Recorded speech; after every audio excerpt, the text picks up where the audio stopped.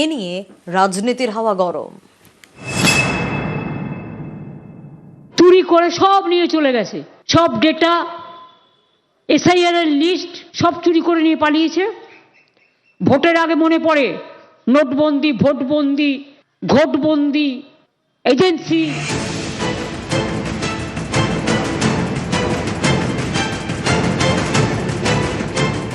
সামনেই পশ্চিমবঙ্গে বিধানসভা ভোট, তার আগে কেন্দ্রীয় এজেন্সি তৃণমূলের পরামর্শদাতা সংস্থা আইপ্যাক বৃহস্পতিবার সংস্থার কর্ণধারের লাউডন স্ট্রিটের বাড়িতে হানা দেয় ইডি। সেক্টর 5-এ আইপ্যাকের অফিসেও চালায় অভিযান।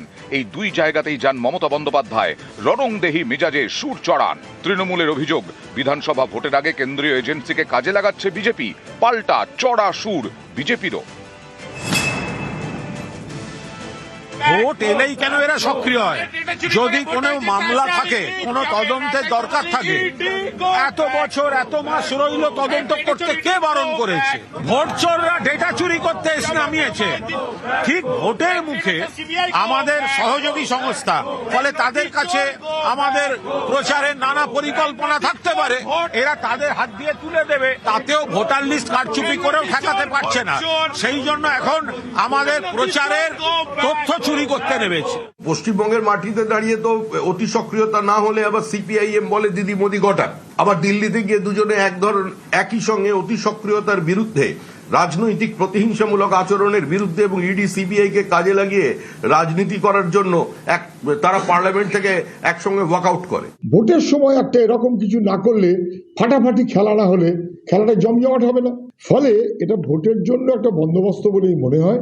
যদি সত্যি সত্যি বিজেপি এটা মনে করতো যে তৃণমূলের দুর্নীতি এবং অপরাধের কাগজ সব খুঁজে বার করবে, তাহলে সেটা করার জন্য মাঝের 5টা বছর সময় ছিল। তখন কিন্তু কিচ্ছু করেনি, তখন চুপ।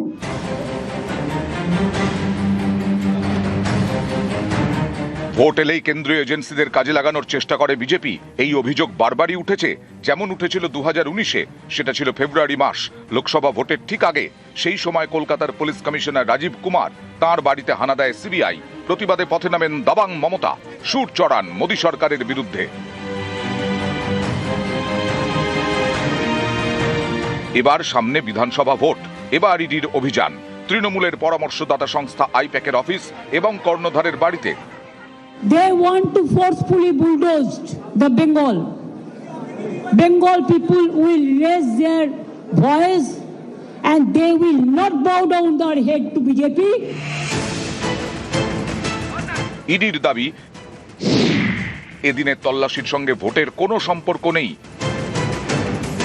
তাদের বক্তব্য, তদন্তে উঠে এসেছে এমন একজন হাওয়ালা অপারেটরের নাম যে এই কয়লা পাচার সংক্রান্ত অপরাধের সঙ্গে যুক্ত, যার উদ্যোগেই আইপ্যাকের সঙ্গে 10 কোটি টাকার লেনদেন হয়েছিল। কয়লা পাচার মামলায় মোট 10 জায়গায় অভিযান হয়, এর মধ্যে পশ্চিমবঙ্গের 6 জায়গায়। রাজ্যের মুখ্যমন্ত্রী, পুলিশ ও সরকারি আধিকারিকরা তল্লাশির জায়গায় আসার আগে পর্যন্ত শান্তিপূর্ণভাবে ইডির তল্লাশি চলছিল। এরপরেই মুখ্যমন্ত্রী প্রতীক জৈনের বাড়িতে ঢোকেন। গুরুত্বপূর্ণ তথ্য এবং ইলেকট্রনিক্স ডিভাইস সরানো হয়। কোনো দলীয় কার্যালয়ে তল্লাশি চালানো হয়নি। এই তল্লাশির সঙ্গে ভোটের কোনো সম্পর্ক নেই।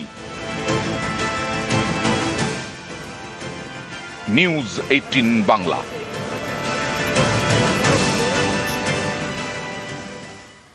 সকাল থেকে ঠিক কি দেখা গেল? আইপ্যাকে ইডি হানা একেবারে তোলপাড়। এজেন্সির অভিযানের মধ্যেই প্রতীক জৈনের বাড়িতে পৌঁছে গেলেন খোদ মুখ্যমন্ত্রী। একাধিক হার্ড ডিস্ক নথি নিয়ে বেরিয়ে ইডিকে তুলোধনা। সল্টলেকের সেক্টর 5-এ ভোট কুশলীর অফিসেও আচমকা মমতা বন্দ্যোপাধ্যায় পৌঁছে যান। সঙ্গে principal secretary, chief secretary, DG. IPAC কর্ণধার প্রতীক জৈন আসার পর সল্টলেক থেকে পূর্ব নির্ধারিত কর্মসূচিতে মমতা বন্দ্যোপাধ্যায়। বৃহস্পতিবার সকাল 6:05 লাউডন স্ট্রিটে আইপ্যাকের কর্ণধার প্রতীক জৈনের বাড়িতে ইডি। ইডি অফিসারদের সঙ্গে প্রতীক জৈনের বাড়িতে কেন্দ্রীয় বাহিনী মোতায়েন। সকাল 6:25 প্রতীক জৈনের বাড়িতে পৌঁছয় রাজ্য পুলিশ।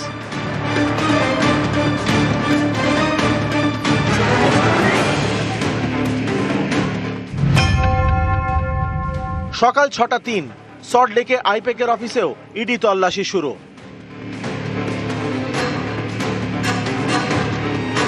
ইডি অফিসারদের সঙ্গে সল্টলেকের আইপ্যাকের অফিসে কেন্দ্রীয় বাহিনী মোতায়েন।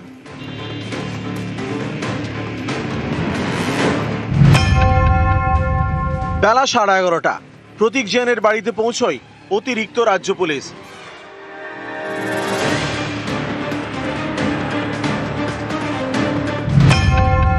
বেলা 12টা নাগাদ প্রতীক জৈনের বাড়িতে পৌঁছন মমতা বন্দ্যোপাধ্যায়।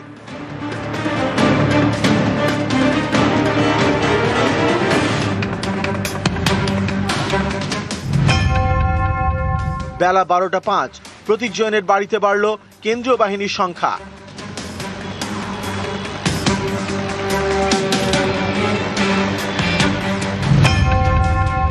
বেলা 12টা 15 ফাইল হাতে প্রতীক জৈনের বাড়ি থেকে বেরোলেন মুখ্যমন্ত্রী।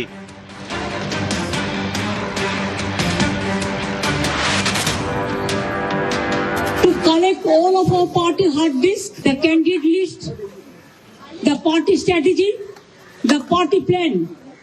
Is it the duty of the ED and Amit Shah, the nasty home minister, the naughty home minister, who cannot protect the country, and is taking away all my party documents?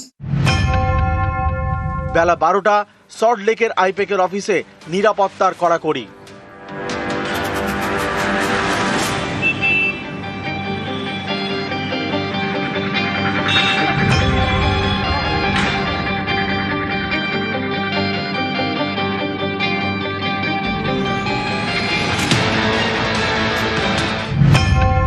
বেলা 12টা 45 সল্টলেকের sector 5-এ পৌঁছন মুখ্যমন্ত্রী মমতা বন্দ্যোপাধ্যায়।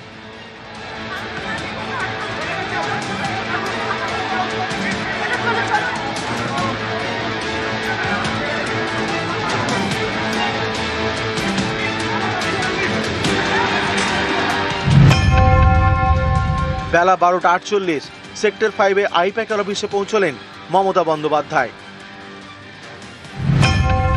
দুপুর 1টা 38 sector 5-এ সাংবাদিকদের মুখোমুখি হন মুখ্যমন্ত্রী মমতা বন্দ্যোপাধ্যায়।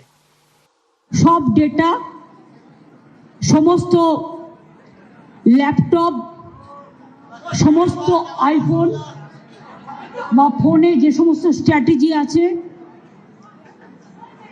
ইলেকশনের, including SIR, আমাদের কাজ চলছে মানুষকে সাহায্য করবার জন্য। সেগুলো সব ওরা ফরেন্সিক টিম নিয়ে এসে সকাল থেকে ট্রান্সফার করেছে। আমি মনে করি এটা ক্রাইম। বিকেল 4টে 5 সেক্টর 5-এ আইপ্যাকের অফিসে পৌঁছন কর্ণধার প্রতীক জৈন।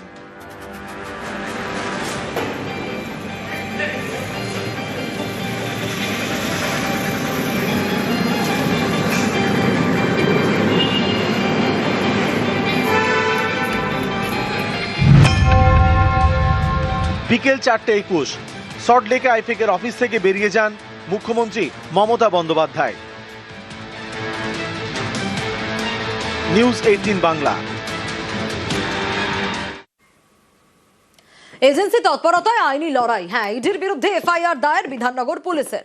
বিধাননগর পুলিশে ইডির বিরুদ্ধে চুরির অভিযোগ, ইডির বিরুদ্ধে পুলিশে অভিযোগ আইপ্যাকের, ইডির বিরুদ্ধে পুলিশে অভিযোগ তৃণমূলেরও। শেক্সপিয়ার সরণি থানাতেও ইডির বিরুদ্ধে অভিযোগ। वो तो फॉरेंसिक टीम ले आके पहले बहुत सारे ट्रांसफर भी किया है। वो जो किया है क्राइम किया है, इसका बारे में FIR होगा फॉरेंसिक टीम का बारे में। কি অভিযোগ দায়ের হয়েছে, কটা অভিযোগ দায়ের হয়েছে, আরো ডিটেল আপডেট দিতে পারবে অনুপ, রয়েছে আমার সঙ্গে। অনুপ, সকাল থেকে ইডি যে তল্লাশি অভিযান, সেই তল্লাশি অভিযান ঘিরে কিন্তু একেবারে চরম পর্যায়ে সংঘাত, এমনটা কিন্তু বলা চলেছে। এবং ইতিমধ্যেই ইডির বিরুদ্ধে এই অভিযোগ দায়ের করা হচ্ছে। যেমন মেল করে তৃণমূলের পক্ষ থেকে অভিযোগ করা হচ্ছে, পাশাপাশি আইপ্যাকের পক্ষ থেকেও কিন্তু এই অভিযোগ, একই অভিযোগ করা হচ্ছে। চুরির এই অভিযোগ সমস্ত বিধাননগর পুলিশকে মেল করে যেমন করা হয়েছে। অন্যদিকে শেক্সপিয়ার সরণি থানাতে পুলিশের সঙ্গে যখন বচসা হয়েছিল, ইডি আধিকারিকরা পুলিশের কাজে বাধা থেকে শুরু করে এই একটি অভিযোগের স্বতঃস্ফূর্ত মামলা রুজু করেছে। তারই পাশাপাশি যেগুলো দেখা যাবে, অর্থাৎ প্রতীক জৈনের পরিবারের পক্ষ পক্ষ থেকে কিন্তু ইডির বিরুদ্ধে একটি চুরির অভিযোগ দায়ের করা হয়েছে। এই সব মিলিয়ে এখনো পর্যন্ত 4টে এই ঘটনার অভিযোগ দায়ের করা হয়েছে। যেটা প্রশ্ন তোলা হচ্ছে চরম পর্যায়ে সংঘাত বলা চলে, তার কারণ এই যে সামনে বিধানসভা নির্বাচন যে রণকৌশল যখন ঠিক হবে তার আগেই দেখা গেল এইভাবে তল্লাশি অভিযান ইডির, এবং সেখানে দেখা যাচ্ছে যে 2.5 বছর আগে যে তদন্ত প্রক্রিয়া হয়েছিল, তল্লাশি অভিযান শেষ হয়েছিল, সেই মামলায় দিল্লি তদন্তকারী আধিকারিক তারা কলকাতায় আসে, কলকাতা থেকে গোপন ভাবে কিন্তু এই তল্লাশি অভিযান শুরু করে এবং পরবর্তী ক্ষেত্রে কিন্তু দেখা যায় এই যে আইপ্যাক সংস্থা তার সঙ্গে ভোট খুচরো হিসেবে কিন্তু তারা কাজ করে এবং তৃণমূলের সঙ্গে এই সংস্থার কিন্তু যোগসাজ ছিল এবং সেখানে একাধিক যত নথি থেকে শুরু করে একাধিক প্রার্থী লিস্ট থেকে শুরু করে সমস্ত কিছু ছিল এবং সেই নথি নেওয়ার জন্যই মমতা বন্দ্যোপাধ্যায় রাজ্যের মুখ্যমন্ত্রী তিনি কিন্তু সেখানে পৌঁছে যান এবং তার পাশাপাশি প্রত্যেকজনের বাড়ি সেখান থেকেও কিন্তু বেশ কিছু নথি তিনি সংগ্রহ করেন। এই যে গোটা ঘটনা, সেই ঘটনার পরিপ্রেক্ষিতেই সব মিলিয়ে 4টে এখনো পর্যন্ত কিন্তু এই ঘটনার অভিযোগ দায়ের হয়েছে। বেশ।